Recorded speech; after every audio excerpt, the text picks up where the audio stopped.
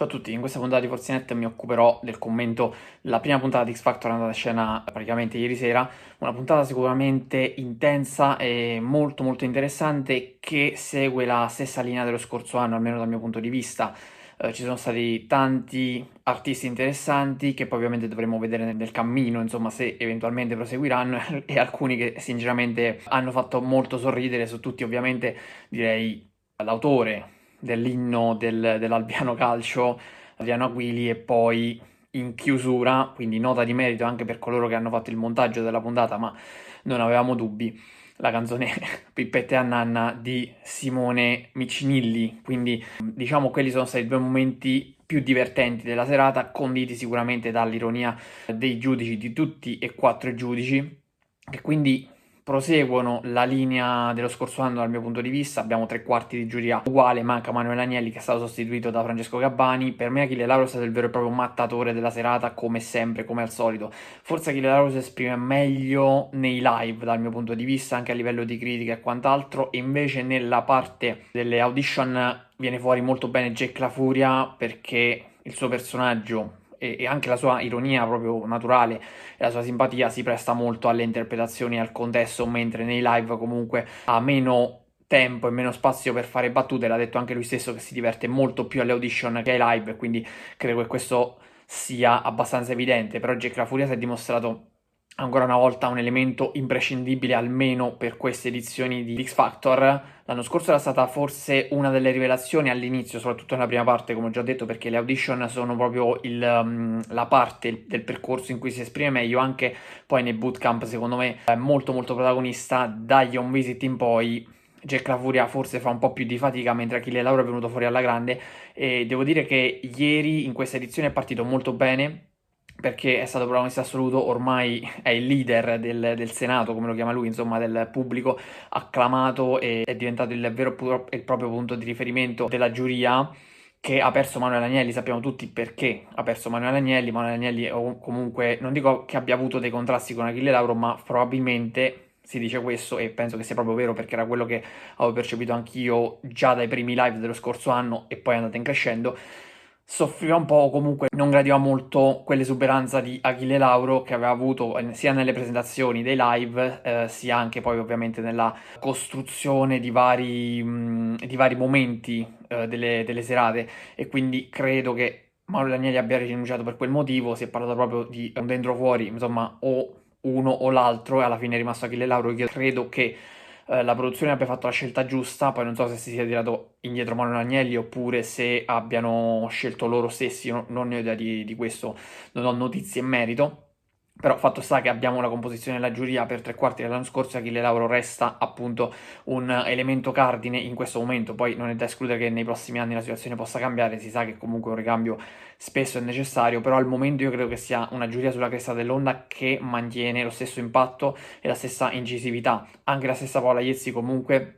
secondo me, si è ritagliata quel suo ruolo che è molto importante, e diventa nell'alchimia del gruppo anche lei indispensabile e fondamentale,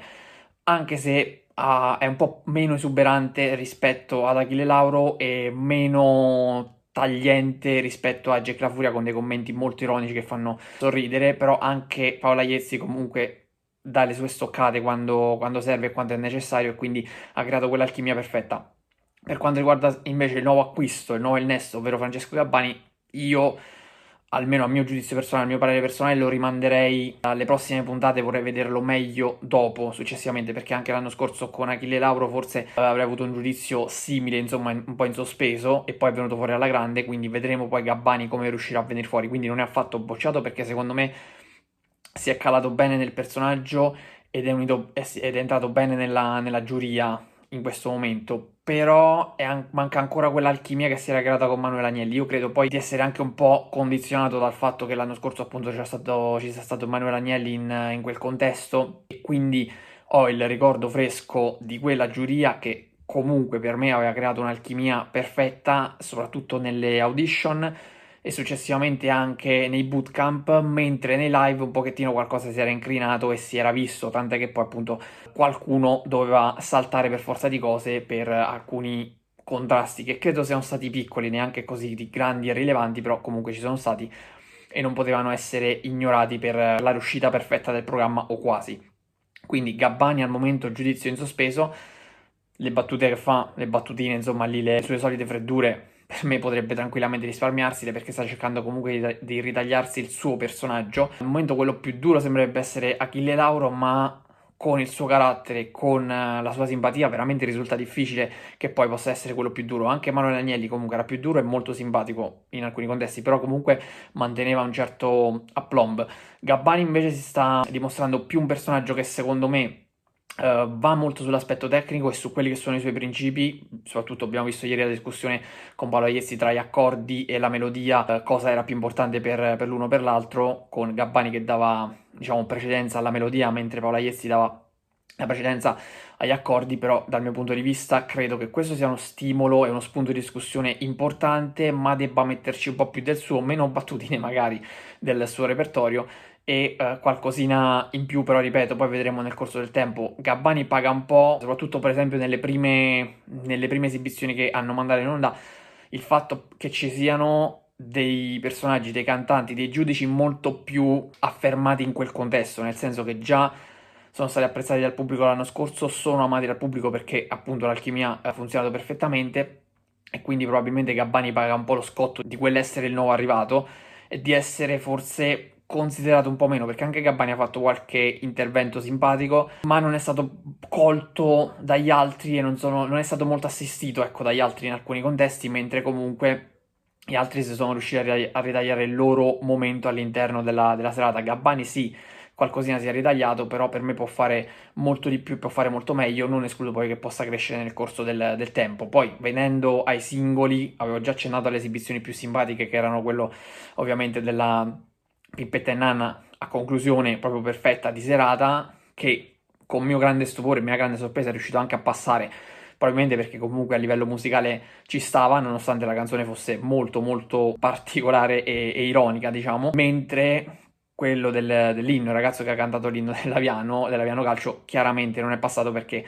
è simpatico e tutto, ha portato tutta la squadra dell'Aviano, ma comunque non era per niente intonato, non ha azzeccato una nota. Io non sono tecnico, ma era evidente ovviamente che fosse fuori tempo, stonato e quant'altro, quindi direi che su quello c'era poco da fare, tant'è che Jake Lavuria ha detto mai nella vita e credo che sia giusto così. Per quanto riguarda invece gli artisti che mi hanno impressionato di più, la prima, ovvero Amanda Bottini, è stata molto brava e molto toccante le sue esibizioni, quindi secondo me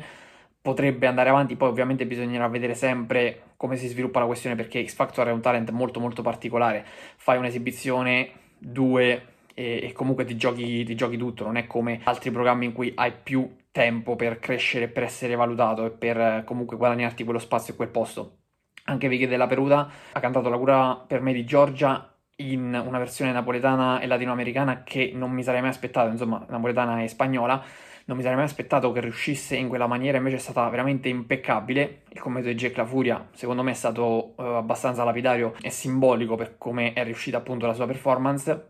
E io sono rimasto veramente stupito. Poi è entrata anche Giorgia per cantare insieme, quindi credo che possa far bene, però bisogna un attimo vedere il suo stile, ripeto, ma per tutti vale il percorso, io sto dicendo semplicemente quelli che mi hanno impressionato nella prima puntata. I Plastic Case secondo me andranno lontano, lo dico già da subito, perché sono un gruppo musicale che veramente spacca, sono stati devastanti sulla canzone dei Muse e credo veramente che possano tranquillamente ritagliarsi il loro spazio nei live. Non so quanto poi potranno andare avanti, credo abbastanza, ma sicuramente si ritaglieranno il loro spazio ai live. Molto bene anche Damiano Caddeo e Pier Cesare Fagioli. Damiano Caddeo bisogna vedere come riuscirà ad andare avanti nelle prossime fasi, mentre su Pier Cesare io ho qualche garanzia in più, anche se poi ci sono sempre dei piccoli dubbi che nutrono i giudici, come aveva espresso anche lo stesso Jake La Furia, però io credo veramente che questi siano stati i migliori della serata e che potranno anche andare avanti. I Plastic Case che veramente hanno lasciato il segno in maniera incredibile, almeno per me, e sono stati tra i migliori della serata. Quindi per oggi è tutto, vi do appuntamento alla prossima puntata di Forzinet. Ciao a tutti!